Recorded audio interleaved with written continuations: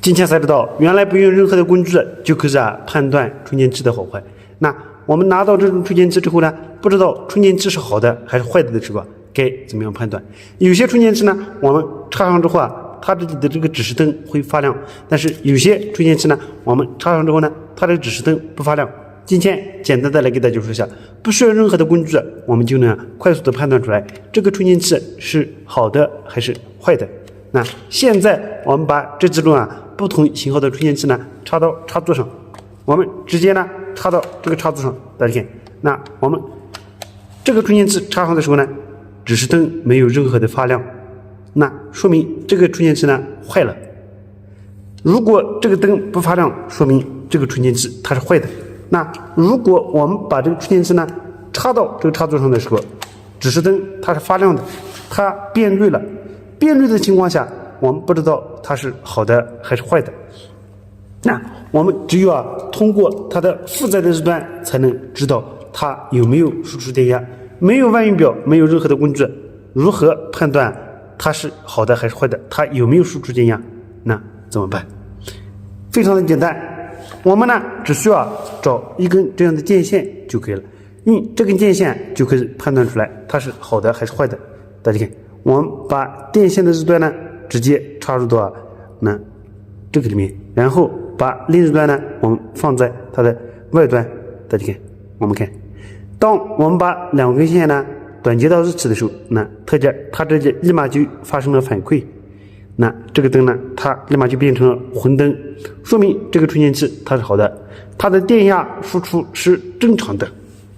那我们再来看一下这种充电器，那这种充电器呢，我们也是把它插在插座上。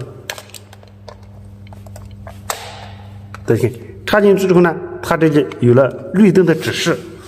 那我们不知道它是好的还是坏的，我们只需要用一个这样的电线就可以把它快速的分辨一下。那大家看，日端呢我们放到它的负极，日端呢我们放到它的正极，然后我们再来看一下，那这个它是好的还是坏的？大家看，那我们放上之后呢，它没有任何的反应，它一直都是绿灯的状态，说明这个充电器它是损坏的状态。那现在我们呢用万用表来验证一下这几个充电器它们是好还是坏。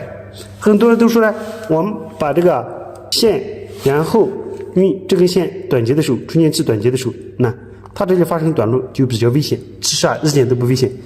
那它这段呢是高压，但是它这里有了隔离的装置，这段呢就形成了低压，就像这块电池一样。大家看，那电池它有正极有负极，我们直接这样拿在手里的时候呢，没有任何的危险，还是比较安全的。